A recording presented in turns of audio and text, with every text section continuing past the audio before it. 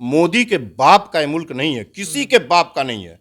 यह कॉन्स्टिट्यूशन, यह डेमोक्रेसी 142 करोड़ लोगों की डेमोक्रेसी है। 50 रुपए पर माल 100 रुपए में हमने खरीदा और जब मेरी गाड़ी रोड पर जाएगी तो तुम टैक्स लोगे? कैसे टैक्स ले सकते हो? किस तरह गुंडई का टैक्स लिया जा रहा है? यही हिंदुस्तान भगत सिंह, सुखदेव, राजगुरु, बिस्मिल, अशफाक, रोशन, राजेंद्र लाहिड़ी के फांसी का हिंदुस्तान है।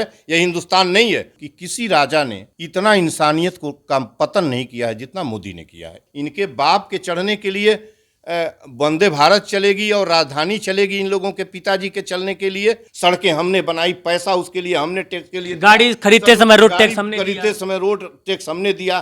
3 लाख 4 लाख की गाड़ी प्रोडक्शन टैक्स लेके, उत्पाद शुल्क लेके 7 लाख का भरा हमने खरीदा। उसको सब खाने पर टैक्स लगाएंगे तो जीवन बचेगा? आर्टिकल 21 की हत्या हुई। और कब ये लगाए हैं?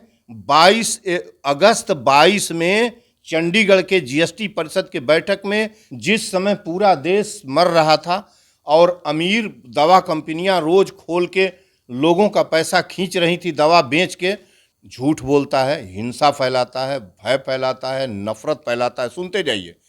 हिंदू मुस्लिम नफरत की तो इसने जो की वो किया। सीतारमना ने इस टैक्स को 7 खाने के आइटम, दूध, दही, मक्खन सब पर लगा दिया। ये क्या है? ये तो ऑटोक्रेसी है। ये तो आपका मनमाना तंत्र चल रहा है। और कब तक चलेगा आपका मनमाना तंत्र? और हम चलने क्यों देंगे आपके मनमाना तंत्र को? इनके आदर्शों पे चला जाए या फिर इनके फोटो पे फूल माला चढ़ा के जय बाबा साहब, जय गांधी जी करके सत्ता हथिया लिया जाए। देखिए, इस वक्त मेरे हाथ में फोन है और फोन में एक न्यूज है। ये दरअसल एनडीटीवी का न्यूज है, चूंकि एनडीटीवी में अब अडानी की भी हिस्सेदारी है। ये आप सब लोग बहुत अच्छी तरह से जानते हैं। और आज जो सबसे ज्यादा चर्चा का विषय पूरे सोशल मीडिया पर, डिजिटल मीडिया पर, इलेक्ट्रॉनिक मीडिया पर और कल के पन्नों में शायद अखबारों पर, यदि अखबारों ने अपना जमीर न बेचा तो रहेगा। और कोविड, यहाँ पे जो हेडिंग है वो पहले मैं हेडिंग पढ़ लेता हूँ। कोविशील्ड वैक्सीन से ब्लड क्लॉटिंग का खतरा बढ़ सकता है, हार्ट अटैक का चांस, जाने क्या है टीटीएस। अब कोविड-19 रोधी वैक्सीन कोविशील्ड बनाने वाली कंपनी एस्ट्राजेनेका ने खुद स्वीकार कर लिया है कि इसे लेने वाले लोगों में रेयर साइड इफेक्ट हो सकते हैं। द टेलीग्राफ यूके ने बताया कि ब्रिटिश फार्मा दिग्गज एस्ट्राजेनेका ने स्वीकार किया है कि उसकी कोविड वैक्सीन के रेयर साइड इफेक्ट हो सकते हैं और इसकी वजह से ब्लड क्लॉटिंग और हार्ट अटैक जैसी गंभीर बीमारी हो सकती है। और इसी पे बातचीत करने के लिए आज हमारे साथ मौजूद हैं डॉक्टर संपूर्णानंद मल जी। बहुत मुखर होके मौजूदा सरकार के तमाम मुद्दों को लेकर बोलते रहते हैं, सवाल पूछते रहते हैं। और कल से इनका बनारस से क्रांति शुरू होने जा रहा है, सत्याग्रह करने जा रहे हैं। बहुत बहुत स्वागत है आपका इनसाइड भारत टीवी पे। वेलकम। क्या समस्या है आपको मोदी जी से? कोई मोदी जी से समस्या नहीं है। जो नहीं, मैंने जैसे कि जितना मैं आपको जानता हूं, जितना मैंने आपको देखा है, जितना आप चैनल पे वीडियोस करते हैं, लाइव आके पोस्ट डालते हैं, मुझे ऐसा लगता है कि आप, मोदी जी ने आपका बहुत कुछ बिगाड़ा है। मोदी जी के आप बहुत बड़े दुश्मन हैं। 2 बात है। मोदी जी ने हमारा बहुत कुछ बिगाड़ा है, एक अलग प्रश्न है। मोदी जी के हम बहुत बड़े दुश्मन हैं, ये भी एक अलग प्रश्न है। मोदी जी के जितना उन्होंने इन ह्यूमन वर्क किया है, जितना ह्यूमैनिटी के लिए, ह्यूमैनिटी के विरुद्ध उन्होंने जो भी काम किया है, मनुष्यता को जितने ढंग से मारा है हिंदुस्तान के इतिहास में। ये आप बहुत जिम्मेदारी से बोल रहे हैं। पूरी जिम्मेदारी से बोलने की कोशिश कर रहा हूँ, बोल रहा हूँ। हिंदुस्तान के इतिहास में, डेमोक्रेसी के इतिहास में तो छोड़ दीजिए, फ्रॉम 1947 टू टिल डेट, मैं मोनार्की की स्थिति में कह रहा हूँ, राजतंत्र की स्थिति में कह रहा हूँ कि किसी राजा ने इतना इंसानियत को का पतन नहीं किया है जितना मोदी ने किया है। एक बात। और मैं मोदी से मेरा नहीं है, इनकी सारी नीतियों से है। ये क्या कह के मैंने वेलकम, मैं अकेला ऐसा व्यक्ति हूँ शहर का, अकेला जो कोई भाजपा, जब इनका नाम राजनाथ सिंह ने उछाला था कि ये पीएम बनेंगे, तो अभी गोरखपुर में भाजपा की लॉबी में ये नहीं था कि इन्हीं को, आधे लोग जो है अडवाणी जी को, इनको एक्सेप्ट करते थे। तो इनका एक चुनाव के दौरान एक कार्यक्रम चला था, चाय पर चर्चा। चाय पर चर्चा, ये बनारस को जुटना था, गोरखपुर को जुटना था। गुजरात के एक पत्रकार ने वह काम मेरे जिम्मे दिया। गोरखपुर में चाय पर चर्चा वेलकम के तौर पर इनका मैंने ऑर्गेनाइज किया। 6,000 मेरा रुपया लगा था, दिल खोल के ऑर्गेनाइज किया। और वह ऑर्गेनाइजेशन, वह जो कार्यक्रम था, वो एक विधायक जी, माननीय विधायक बजरंग बहादुर सिंह के आवास पर हुआ था और मैंने किया था। एक संजोग से जुटे नहीं तो मैंने वेलकम उस दिन किया फिर था। इतनी दिक्कत क्यों हो गई आपको? अरे इसने इस हिंदुस्तान को छोड़ा क्या है यार। इस व्यक्ति ने आज मैं जिस बात पर फोकस करना जैसे चाहता हूँ, कोविशील्ड को लेके अभी मैंने शुरुआत वहीं से किया। जी उसी पर अभी फोकस करूंगा। अभी इनका हम एक और निचोड़ बता देते हैं जिससे बनारस में कल इनके विरुद्ध खड़ा होना है हमको। आज एक खबर आई है, सर्वोच्च न्यायालय की कल डिसीजन है, आज आया है कि इन्होंने इसी पर टीकाकरण पर एक हलफनामा न्यायालय में दायर कराया है इनकी सरकार ने। उसमें इन्होंने कहा है कि ये स्वैच्छिक था, हमने कहीं जबरदस्ती नहीं किया था। अब मैं इनका तांडव जो इन्होंने किया उस लॉकडाउन के दौरान, आपको यकीन के तौर पर मानिए कि इन्होंने जितने भी टीके उस समय प्रेस्क्राइब किए, एक तो कोविशील्ड वेल रिनाउंड टीका था, सीरम इंस्टीट्यूट इसको बना रहा था, पुणे की एक कंपनी थी जो अदन पुणे वाला उसका मालिक था, जिससे अभी इन्होंने जो चुनाव बांड है उसमें उसके साथ किस तरीके से इनकी तस्वीर आई थी और उसमें सेकेंड या फोर्थ नंबर का हाईएस्ट जो है डोनर है वह उसमें इनको दिया है कोविशील्ड का मालिक, जी कोविशील्ड का मालिक, जो मौतों में सर्वाधिक इसने सीरम कंपनी का मालिक, सीरम कंपनी का मालिक है कोविशील्ड। दूसरा है कोवैक्सीन, एक इनका वो था, वो भारत बायोटेक बना रही थी। तीसरा जो वैक्सीन था वो जाइकोव डी था, जो ये भी एक कंपनी बना रही थी। और गलियों में तो दवाएं बनने लगी, गली गली में दवा की कंपनी खुल गई, मोहल्ले मोहल्ले में ऑक्सीजन की फैक्ट्री इन्होंने खोली है। यहाँ तक अफवाह बना दिया कि ऑक्सीजन की क्राइसिस हो गई। क्या क्या क्या नॉनसेंस इसने इस देश में अफवाह फैलाई। एक प्रधानमंत्री इस तरीके से, जैसे कोई लखेरा आदमी बयान दे रहा हो और जनता को भ्रमित करता गया, सारी मीडिया को लिया हुआ था अपने हाथ में। एक के बाद मौतों का मंजर अभी मैं बता रहा हूं कि कितने, और जिन मौतों को मैं सुनाऊंगा वो आप दंग रह जाएंगे। इस शहर के 3 ऐसे मौत को बताऊंगा जो सभी लोग जानते हैं, उनको मरना नहीं चाहिए, इन्होंने मारा। 3 इस शहर नहीं, अनगिनत मेरी नॉलेज में। इसके बाद जो विदेशी टीकों का इन्होंने हायर किया, जिसके बारे में कुछ अता पता नहीं है, Sputnik V, Moderna, Johnson and Johnson vaccine, Corbevax, ये 4 जो ऐसे वैक्सीन थे जो दनादन पकड़े और लगाते चले जा रहे थे, आपकी जुबान बंद कर दी जा रही थी। और वैक्सीन को इन्होंने जो कहा है कि स्वैच्छिक था, वह स्वैच्छिक कितना था इनके हम कार्यक्रम को बता दे रहे हैं कि दुनिया का, इन्होंने माइक लगा के इनके लोगों ने यह बाद में प्रचारित किया गया कि दुनिया का सबसे बड़ा टीकाकरण का वैक्सीनेशन का कार्यक्रम था। लेकिन उसी के साथ ये उस समय तो सबको अच्छा लग रहा था, लेकिन अब ये महंगा पड़ने जा रहा है। उसी के साथ ये नहीं बता रहे थे कि कितने करोड़ लोग मार दिए गए, हॉस्पिटल में गए मर के आए, हॉस्पिटल में गए मर के आए। एक दिन 24 घंटे 26 घंटे ज्यों गए, उनके शरीर में इतनी दवाएं लगा दी जाती थी। एक दवा थी रेमडेसिविर थी, एक दवा थी जो अमेरिका की एक कंपनी बनाती है। उस दवा को हायर किया गया और रुपए में की दवा को हजारों 16 हजार में बेचा गया, 50 हजार, 1 लाख। हाँ, और ये हुआ कि यही जीवन बचाएगी दवा। इसके बाद कहीं से खबर आई कि नहीं, इससे ही मौत हो रही है। ऑक्सीजन जाने के बाद ब्लॉकेज ऑक्सीजन का होने लगा, यही क्रिएट कर रहा था। तो देश भर के कलेक्टर्स रातों रात उस दवाओं को मार्केट से बाहर किए। ये कब जांच होगी, कब ये सब आएगा? ये इनका जो टीका के प्रति जांच कौन करेगा? जांच कौन करेगा? अभी मैं आता हूं। इनके टीका के कार्यक्रम का, ये टीका का कार्यक्रम नहीं था, वो मौत का कार्यक्रम चालू किया था। और नरेंद्र मोदी के जानकारी में हो नहीं जानकारी में हो, इस पर मैं कोई बहस नहीं कर सकता हूं। लेकिन जो आदमी ताली थाली शंख घंट बजा रहा था, कोरोना भगवा रहा था, बांस बल्लियों से कोरोना भगवा रहा था, जो ऐसा एलिमेंट है, जो वायरस है, जो डस्ट भी है, डस्ट पार्टिकल भी है, जो दिखाई नहीं देता, बांस बल्लियों से घिरवा रहा था। और 142 करोड़ लोगों को ये सुध नहीं थी कि ये क्या कर रहा है। इसकी बातों पर इसने प्रचंड विरोध क्या किया कि कहा कि अब बोर्ड परीक्षाएं और इंट्रेंस में वही बैठेंगे जो जिनको टीका लग गया होगा। लेकिन इतना प्रचंड विरोध हुआ कि इसको ये वापस लेना पड़ा, और विरोध ही से नहीं हुआ, न्यायालयों में प्ली गया। न्यायालयों ने कहा कि नहीं, आप कंपलसरी नहीं कर सकते, आप बिल्कुल कंपलसरी तो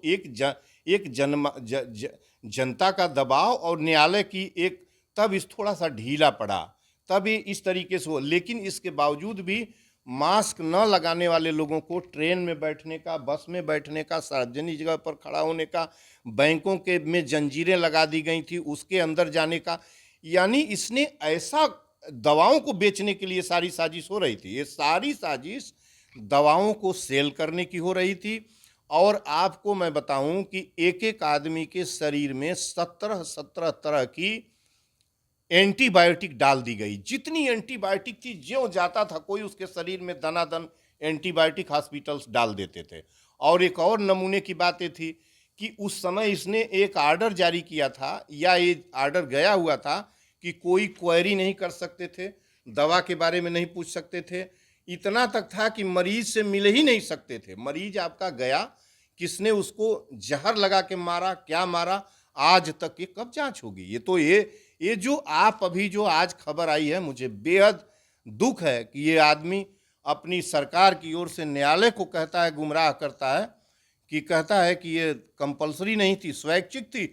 और जिस समय दौड़ा के पकड़ा जा रहा था, पनिश किया जा रहा था, सजा लगा था, मैंने दिया है वो और हम दोनों लोग थे। 18 जून की बात है, 18 जून 21 की बात है ना, शादी में से हम लोग आ रहे थे, मास्क नहीं लगाए थे, इसी असुरन चौराहे पर मास्क न लगाने के कारण पैसा वसूला जा रहा था, और जो है आपको पनिश किया जा रहा था मास्क न लगाने का। तो इस धूर्त को, ये धूर्त है देश का प्रधानमंत्री, झूठा है, झूठ बोलता है, हिंसा फैलाता है, भय फैलाता है, नफरत फैलाता है। सुनते जाइए, हिंदू मुस्लिम नफरत की तो इसने जो की वो किया, बेरोजगारी और गरीबी इसने पैदा की। ये छोटी बात है क्या? इनका तो हमेशा ये नारा रहा है कि सबका साथ सबका विकास, फिर इतने सारे आरोप आप एक साथ लगा दे रहे हैं। ये मैं जो व्यवहार में है वो नारा, जितने नारा देते हैं उनका नारा, एक नारा इतना वेल रिनाउंड था। जब वो सदन में, जब वो चुनाव मैदान में गए थे, तो उन्होंने कहा था कि विदेशी काला धन 100 दिन में ला दूंगा। ये स्लोगन दे के गए थे चुनाव में, सबसे प्रचंड स्लोगन था। धारा बह रही थी इनके साथ, 100 दिन में काला धन आ जाएगा। 2 करोड़ लोगों को रोजगार दूंगा पर एनम 2 करोड़ लोगों को रोजगार दूंगा। 35 रुपए 35 रुपए में पेट्रोल बेचा जाएगा। इनकी टीम कह रही थी 13 रुपए में हम चीनी देंगे आपको, 35 रुपए में पेट्रोल देंगे, 2 करोड़ रोजगार देंगे, ये सुविधाएं देंगे, फला देंगे। इसने क्या किया इस हिंदुस्तान के साथ? अभी दूसरे पर आते हैं। पहले इसकी ये जितना इन्होंने मारा है, उसको उस सर्टेन एज के लोगों को कंपलसरी कर दिया गया। स्लोगन इसने कोरोना में क्या दिया? 2 फेमस स्लोगन था कि टीका पर जोर और टीका लगवाएं, कोरोना भगाएं। और इसके बाद लोगों को टीका लगवाना जरूरी हुआ। एक तो हुआ कि कोविड-19 पर विजय पाना है तो टीका लगवाना है, टीका लगवाएं, कोरोना भगाएं। ये इसने इस स्लोगन को पूरे देश में फैलाया। अभी मैं न्यूज़ 18 की एक खबर देख रहा था, मुझे भूल गया था। अप्रैल 19-18 से लेकर और 8 से लेकर अप्रैल 14 2021 तक इसने टीका वीक चालू किया था, टीका सप्ताह। और 11 अप्रैल से लेके इस देश के प्रधानमंत्री ने 11 से लेके 14 अप्रैल तक टीकाकरण का कार्यक्रम पूरे देश में इसने फैलाया था। टीका के लिए इसने इस तरह से विवश कर दिया था मनुष्यता को, भारत के, कि टीका न हो तो भारत के लोग अभी एकाएक मर जाएंगे। लेकिन उस टीका को लगवाने से लाभ की, जैसे टीका तो फ्री में लगवा रहे थे वो, तो उससे कंपनियां तो कमाई नहीं होंगी। आपको पता है कि सीरम से लेके, बायोटिक से लेके जितने टीके हैं, इस पर कितना, ये इनसे पूछना चाहिए कि कितना टीकाकरण पर कितना लगा है, बता दें। 35,000 करोड़ रुपए एक सर्टेन समय के लिए टीकाकरण पर, यहीं लिखा हूं, फिगर अभी देख रहा था, वैक्सीनेशन पर 35 और ये भारत सरकार ने खरीदे। ये भारत सरकार ले रही थी। सीरम दे रहा था 200-250 अब में, मैं थोड़ी देर सीरम के दे लिए, रहा था। एक सेकंड के लिए मैं आपको रोकूंगा। ये डाटा आपने कहां से लिया, बस ये बता दीजिए। ये डाटा मैं न्यूज 18 से अभी बटोरा हूं और ठीक है, गूगल से ठीक लिया है, हूं। ये ठीक है। डाटा फ्रॉड नहीं। अब मैं इस डाटा को एक आधार बना के एक बात पूछना चाहता हूं, एक सवाल पूछना चाहता हूं।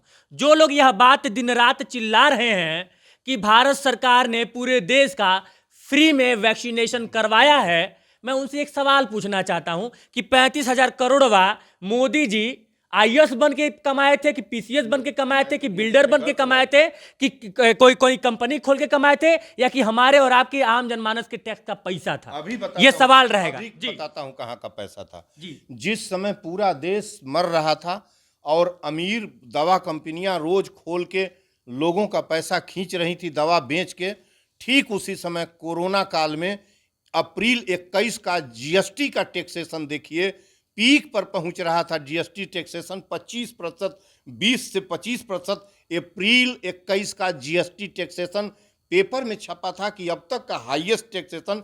एक तरफ नरेंद्र मोदी चाबुक मार रहा था, प्राइम मिनिस्टर लोगों के चमड़ी खींच रहा था, दूसरी तरफ टैक्स का पैसा लेके दवा पर कंपनियों को लाभ कमवा रहा था, और समान समय में जिसके साथ इनकी तस्वीर छपी है पीएम की इस देश के, वो जो है वो इलेक्टोरल बॉन्ड खरीद रहा था अदन पुणे वाला, उसका जो है कितने लोगों का इन्होंने इस देश की मनुष्यता के साथ नरेंद्र मोदी ने वह खिलवाड़ किया है।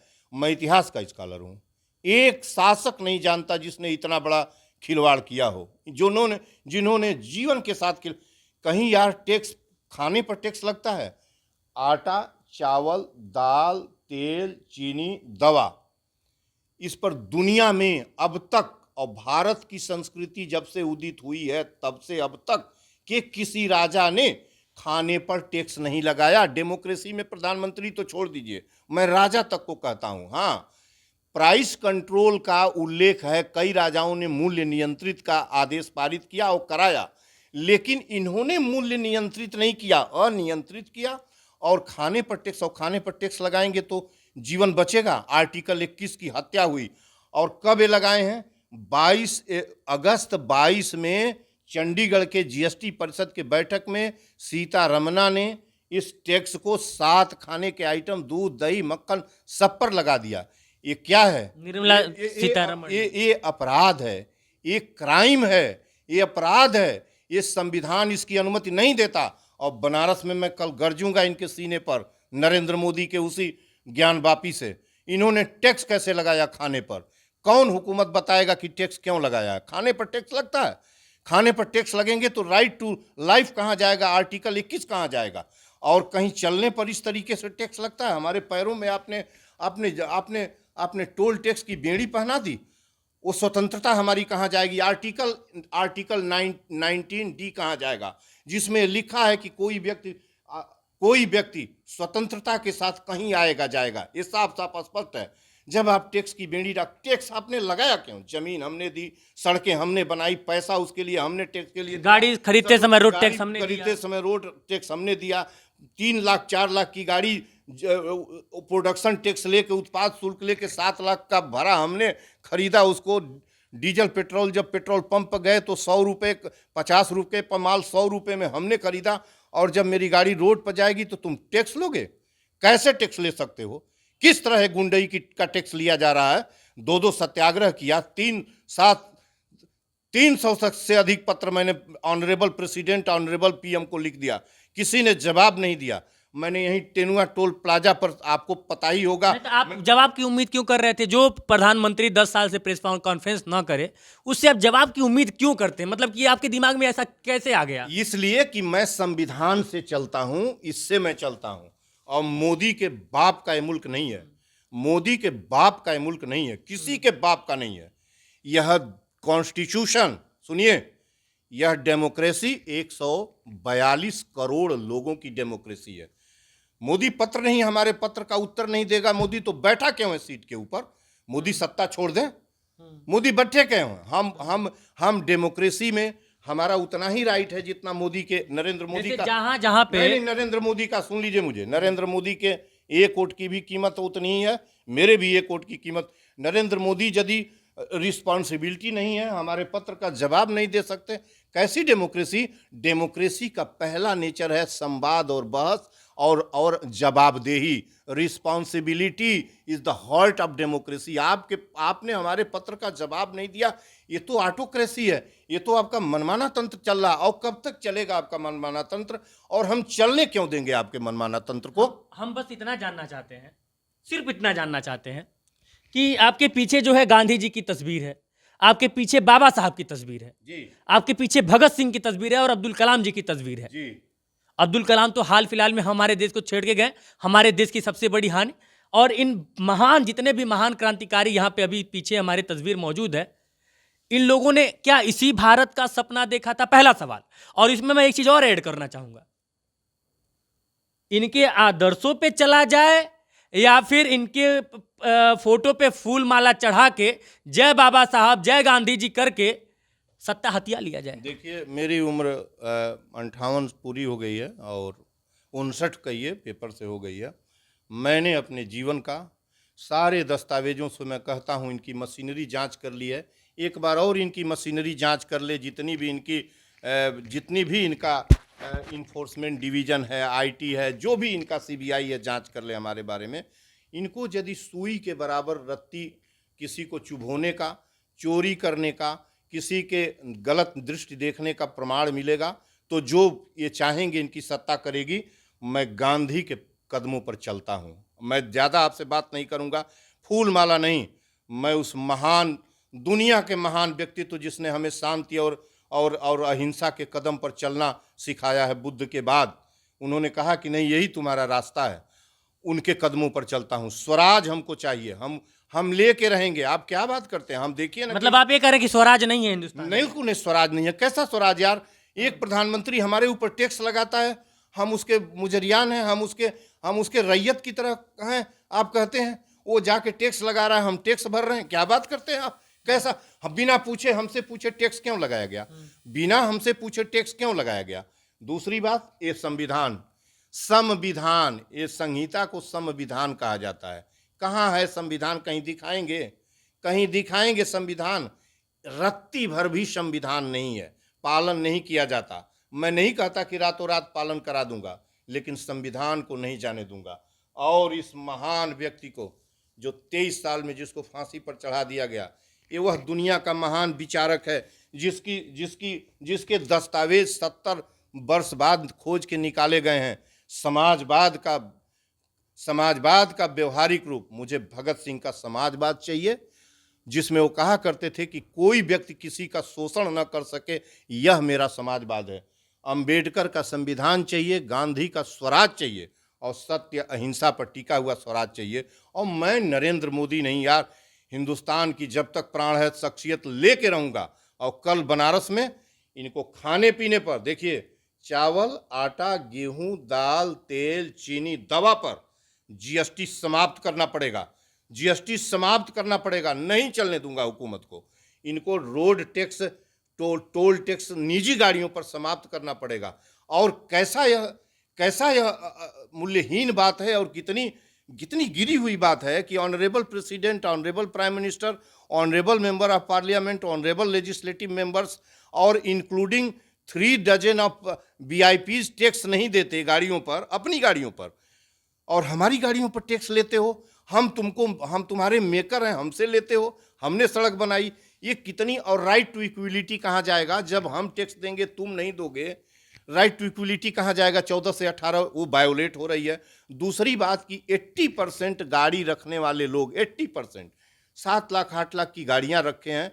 कोई लोन से, कोई उधार से, कोई कर्ज मांग के ऐसे गाड़ी खरीदा है, बड़े मुश्किल से जा रहा। और रोड पर जाते वक्त तुम्हारा डकैतों का अड्डा जो है टोल टैक्स खोले हुए।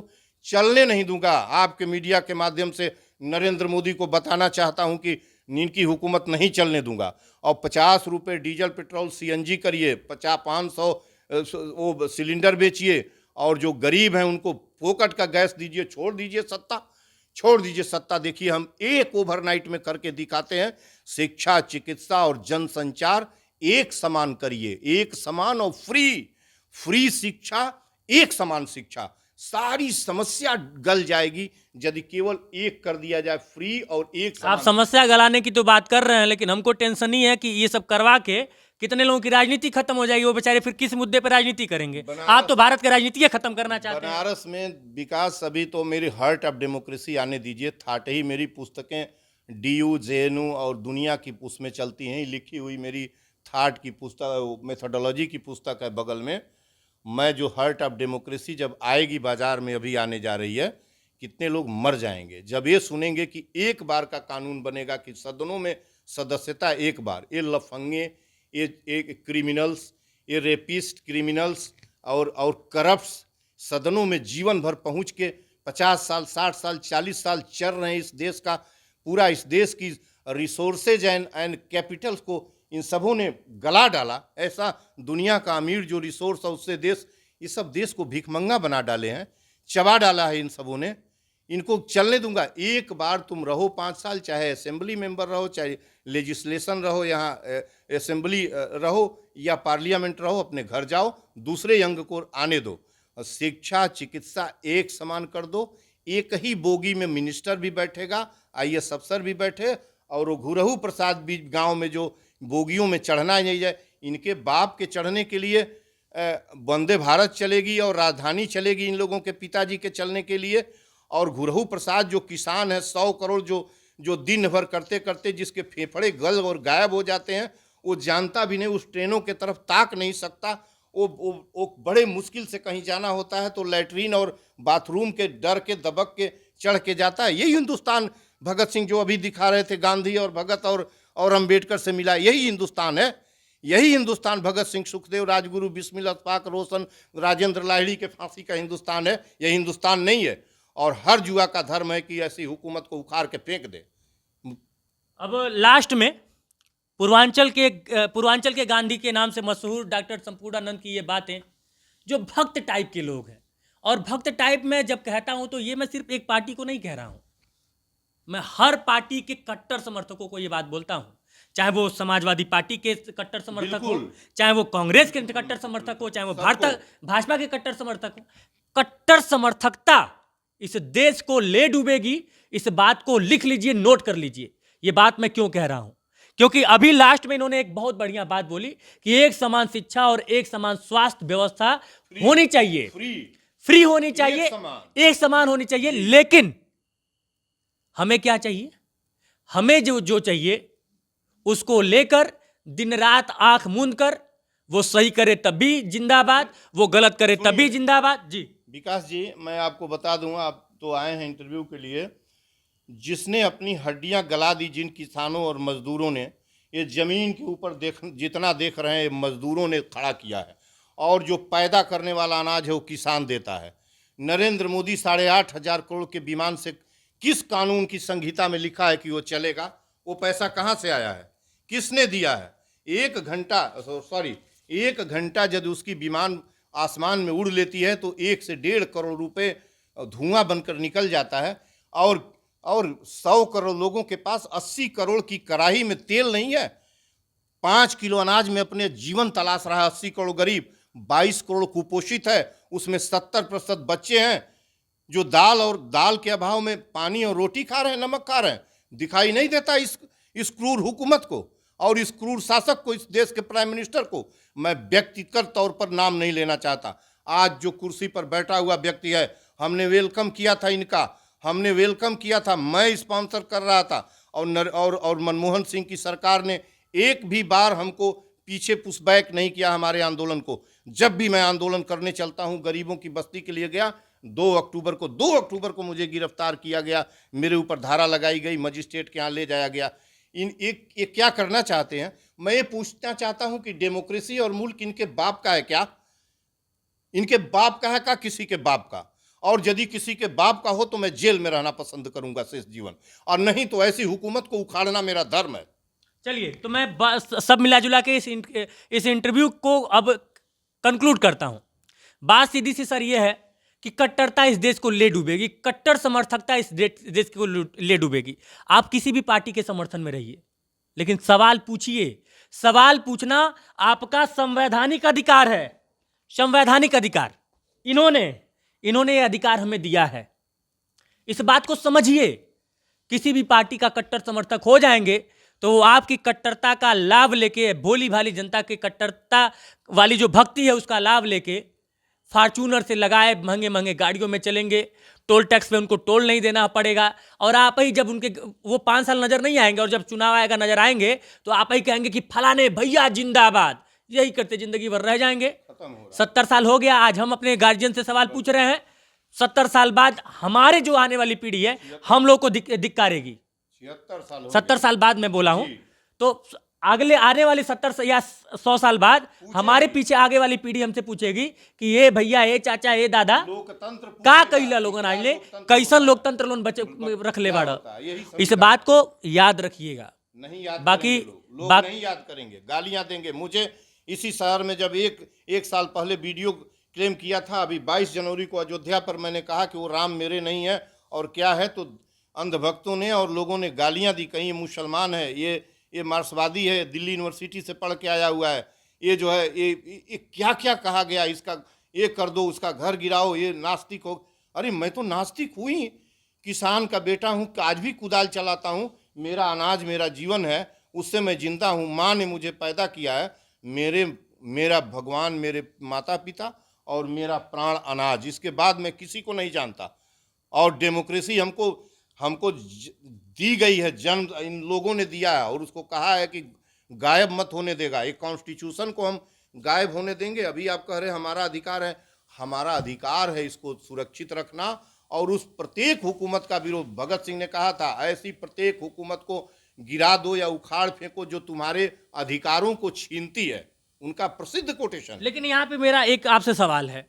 यदि आप, जैसे कि अगर आप राम को नहीं मानते हैं, यदि आप राम को नहीं मानते तो उसको, उस टॉपिक को छोड़ दीजिए, क्योंकि वो लाखों लोगों की श्रद्धा का विषय है। कहाँ श्रद्धा से राम के बारे में कोई बताएगा?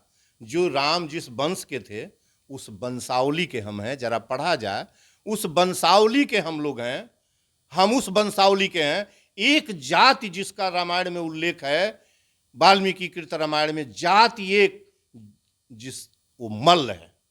पढ़िए पहले ठीक से। राम किसी के घर कोई पैदल राम को जो लेके आता है, वो राम, इनके राम, नरेंद्र मोदी के राम हमारे नहीं है। हमारे राम मेरे रोआ में है। हमारे मतलब आप ये कहना चाह रहे थे कि एक राजनीतिक राम हो गए और एक वो राम जिनके आदर्शों पे सबको चलना चाहिए। बिल्कुल चलना चाहिए और वो राम हमारे भीतर है। चलिए, सब मिला जुला के इस इंटरव्यू को अब हम यहीं समाप्त करेंगे। लेकिन वक्त है सोचने का, समझने का और सोच समझ के फैसला लेने का। टिप्पणी अनुभाग यानी कि कमेंट बॉक्स आप सभी लोगों के प्रतिक्रिया के लिए खाली है। जय हिंद।